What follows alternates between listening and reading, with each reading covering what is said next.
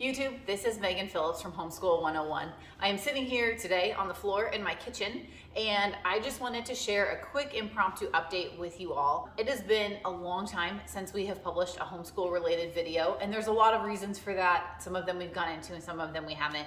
But as I was getting ready to look through my cabinets today, I thought I'm just gonna share this with you guys and give you kind of a mid-year update, life update, and show you what I was going to work on really quickly this afternoon. So if we have not met before, or it's been a while since you've seen one of my videos, I am a homeschool mom of 4, and my kids range in age from 4 to 12. So we're kind of right in the middle. My 3 oldest ones are all well into school, and then I have one preschooler, and we'll see if he starts kind of kindergarten next year or not. That's yet to be determined, and probably another good video. So I have 3 school age kids this year, and then I have kind of my tag along preschooler. And our life has changed dramatically since when I started making videos for YouTube about 6 years ago when my oldest was in kindergarten. Just really quick backstory, and then I'll tell you what we're gonna do today. I started out, I'm a former teacher. I taught public school for 10 years, and I started out as a homeschool mom with lots of spreadsheets and checklists and planners and goals and things that weren't really very realistic. And now I am about 6 years in. We are in a different location. We've added 1 kid to the mix. I only had 3 kids when we started homeschooling, and my 3rd child was just a teeny tiny baby. So we've added a kid to the mix. I work at home now, but I do a lot of work for my husband's YouTube channel and our small farm that we run as a family. So things are just crazy. But I was talking to a friend over Thanksgiving, and I just said, our homeschool life isn't what it used to be. And she said, that's okay. People still need to know that things change, plans change, families change, whatever it is. And that's what most homeschoolers go through. So she said, just share. People are always curious about what's going on and how things change and what things look like when it's not exactly what you thought it was gonna be. So that's what I'm gonna show you today. What I'm gonna do is go through and do kind of a mid-year quick cupboard clean out, declutter, reorganize. We have gone from a full schoolroom in our old house to these 2 cabinets sitting behind me. This is the outside perimeter of our kitchen. That window that you can see up there looks out to the front of our house, and then our main kitchen, family room, dining room is behind you. So this is where we do school. We do not have a schoolroom anymore. Everything is in these 2 cupboards. So our approach has changed dramatically in that we don't have a schoolroom and we're just here all the time. We use a lot different curriculum than we used to use, and I have 2 kids that have some different learning challenges. So the structure that I thought was going to work with only my oldest doesn't work with 4 kids. So we've kind of adopted more of a minimalist homeschool style. And so I'm gonna show you that. I have not opened these cupboard doors except for just a second ago to make sure you could see in them for the video. My kids are pretty much responsible for getting their things in and out of these cupboards, and I don't look in them. So this is a surprise to me. But I'm gonna go through and do kind of a quick pull things out, get rid of things that aren't working or that we're not using, add some stuff in, and I was just gonna kind of walk you through that process because that's real life, and that's the easiest thing for me to share with you guys right now. So we have these 2 cupboards, and we used to only use just this one. This one back here behind me used to be our craft cupboard. Now that my youngest is doing preschool activities on a regular basis and my kindergartner has some extra things that she works on, I needed just a little bit more space. So the craft cupboard has been relocated to the boys' room in their dresser, and these 2 cupboards are our school cupboards. So if I open these up, and I'm just gonna kind of go down the line, I'm gonna pull things out quickly. I'm not gonna go over what curriculum we're using and why and what we like and whatever. But this is more kind of a declutter and reorganize, quick mid-year glance. So the first thing that's in here is a level 3 language arts. My oldest is gonna be starting this again after the beginning of the year. We got away from some language arts. He really needs some more fundamentals, so we're gonna go back to that. That just came in the mail, and he literally just threw it in the cupboard, so that needs to be organized. This does not need to be organized, but I'm gonna take it out of here so I can see. All 4 of my kids have a labeled bin with their names on it. These are their school supplies. This is what they use every day for school. This has worked excellently. It will go right back in its home. The next thing, let's see, I'm gonna pull this out. These are, I'm gonna say the name wrong. See, I didn't prepare for this. This is just life. These are the double duty caddies, I think, from 31. And I have several of these and they work great because they have a handle so you can carry them where you need to go. We do school at the table, we do school at the couch, wherever we happen to be. But I also like that they're squishy. So if there's not a lot of stuff in here, they don't take up as much space. This is my oldest son's bin and he likes this because he doesn't like change. But you can't squish anything. If his bin is only half full of stuff, it still takes up this much room. So this is our gather round unit that we're currently working on. That all stays in one side. That has the teacher's guide and all 4 of our student workbooks. Then the other side of that bin is any activities that go with that unit but aren't gather round. So in here I have like an ocean anatomy. This is the ocean unit. I have different things in here that go specifically with that unit. Here's like a little math addition game that the pieces are in here. So this is totally fine. Ocean erasers, that is in there.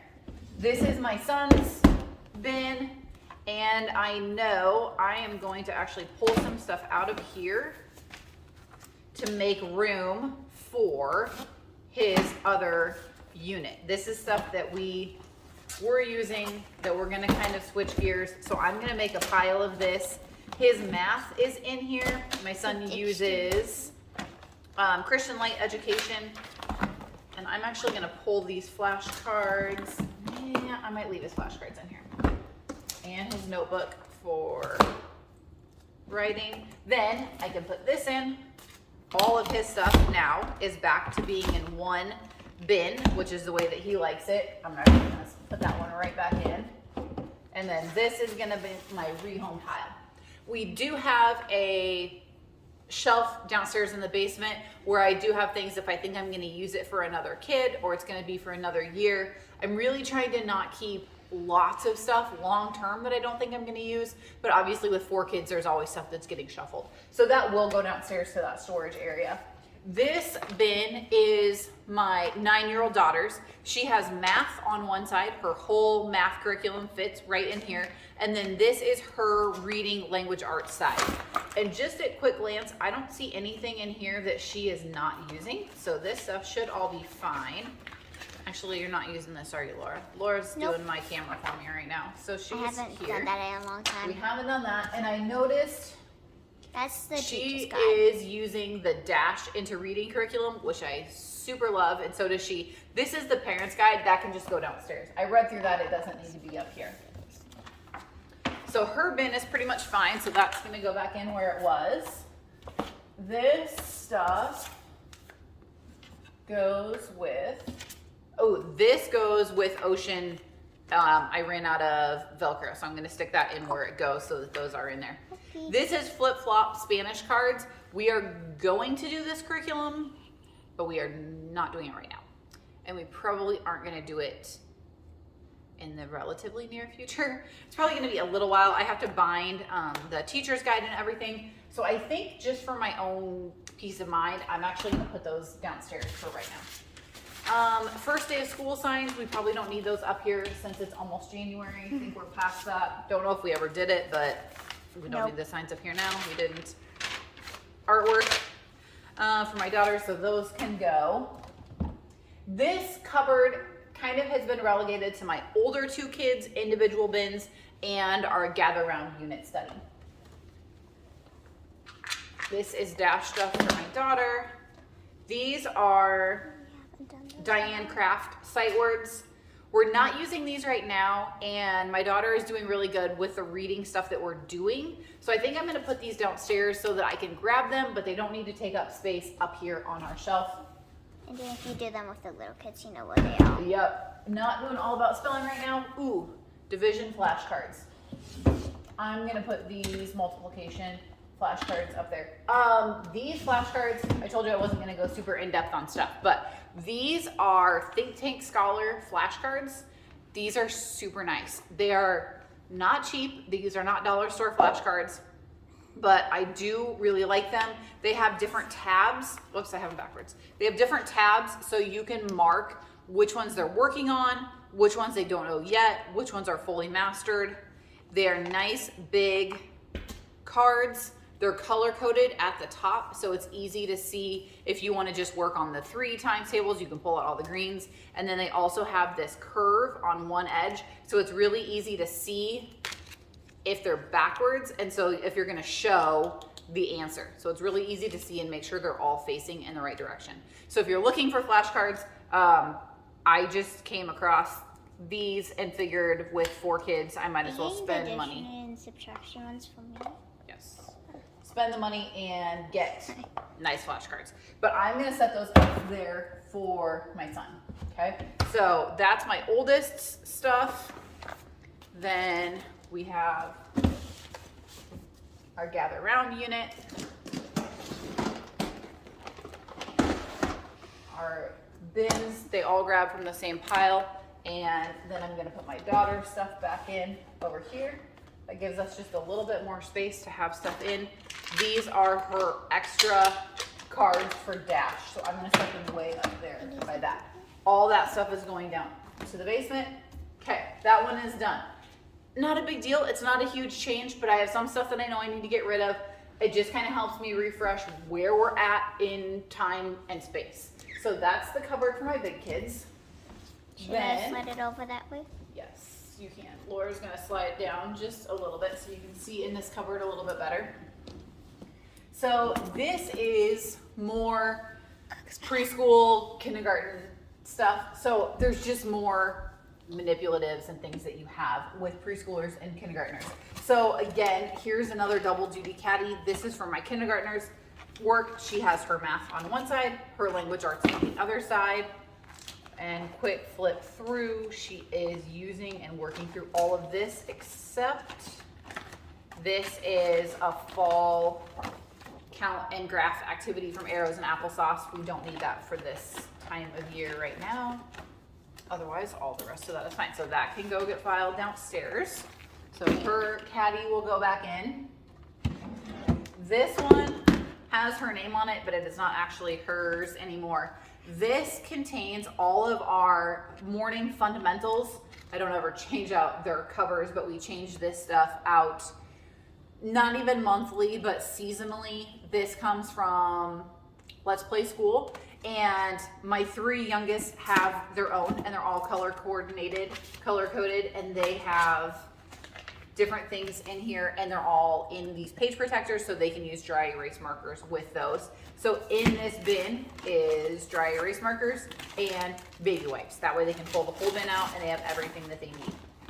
In these baskets, we need to switch some of these out for our Christmas activities. Yeah. These are also from Let's Play School.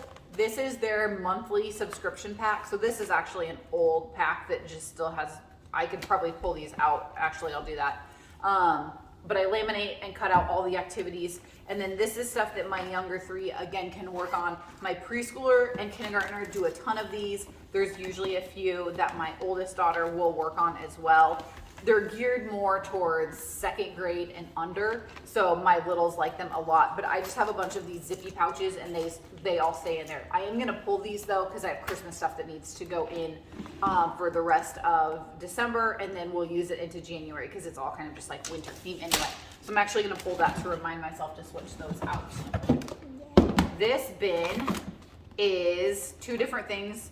Again, stuff that both my kindergartner and preschooler work on. I am working through ABC, See, Hear, Do with both of them. My 4-year-old is kind of picking things up here and there, and that's totally fine. I don't really care where he's at with that. This has been super great for my 7-year-old as she is learning to read. So those books are in here, as well as the flashcards. It makes them easy for them to find. And then these are, I got these on Amazon. These are the little magic trace. I saw the ad on Facebook, and then I ended up getting them way cheaper on Amazon. So if you like these, You write with a pen that is disposed or erasable. It disappears after you do it. But when you feel this, the numbers are indented into the page, so they kind of have to follow the track.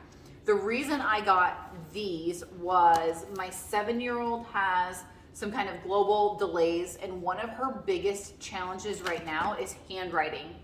And she's getting a ton better. She's made a lot of progress this fall. Her biggest thing is it takes a lot to get from her brain to her arm, out her hand, back to her brain to make the next movement. And it's just challenging. It's something that we're gonna have to work through. But she was getting really frustrated with her handwriting. She loves these books because she can feel that indent in the paper that helps guide her hand with a little bit less thought involved. So she has really liked those. So those are gonna stay in there. These are all about spelling tiles. We're not using that right now. These are just different manipulatives. This is one of those bingo marker things. This is a magnetic one. My kindergartner likes that so that he can put stuff out and play with those. But I think we're gonna take a break from those right now. I'm gonna take that down. These are our fall erasers. They need to be switched out for Christmas. These counters pretty much stay up here all the time because they grab them. Same with the Unifix cubes. So those are gonna stay. Then, actually, Laura, we're gonna put this in the other cupboard. This is a science kit that I grabbed at Sam's one day. We'll use it at some point in our ocean unit. And this is an ocean Play-Doh kit from Meet Play-Doh Shop on Etsy that they can pull out sometimes. Since those are unit related, I'm gonna put them over there. Then this last bin is for my preschooler predominantly with his stuff in it.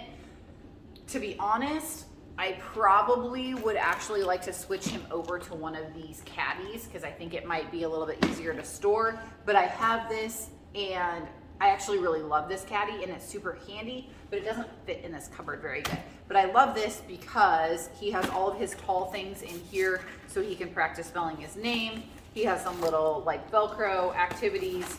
He's got counting mats, just different things that he can pull out of here and grab on his own.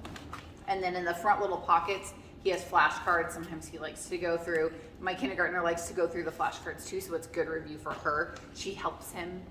And so she can practice. He's got shapes in here. So all these little pockets have different flashcards in them. And then he has some different shape. This is like a matching game. He has a name practice activity in here. So I always just fill this up with lots of little stuff. And he likes pretty much all of these things right now. And most of them are fairly new or he hasn't done them very many times. So that can stay. I just don't love the way it fits in this cupboard right now. But again, middle of the year, I'm gonna keep what's working and only take out the things that aren't. So this is fine, it's gonna go back in. This is fine, it's gonna go back in.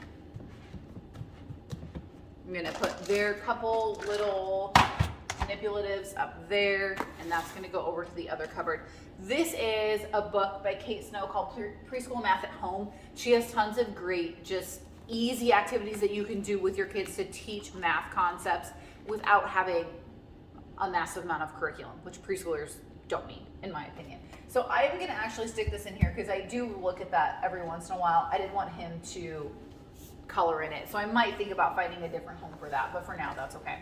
So again, that looks much better. I'm gonna close these doors. Laura, would you want back to where you were? So that's a quick update on where we're at with homeschooling and where we're at with life. It's just crazy busy, but I would love to share more with you if you guys think it would be helpful or what would be helpful for you. We're getting more away from homeschooling spreadsheets, planning lesson plans, and more into how do we kind of simplify our home and our homeschool to make it work best for our family. And so I am happy to share any of that journey with you if that would be helpful. So I hope that you have a wonderful holiday season and a good start to your new year. It's always nice to have a fresh start, even when you live in the Midwest and it's cold and dark and it feels like it's like 3 in the afternoon, but it's not. But it is nice to look forward to a new year and having a fresh start. So I wish you all the best in your homeschooling journey. Please let me know if there's anything that I can do to help, and I will wish you happy homeschooling.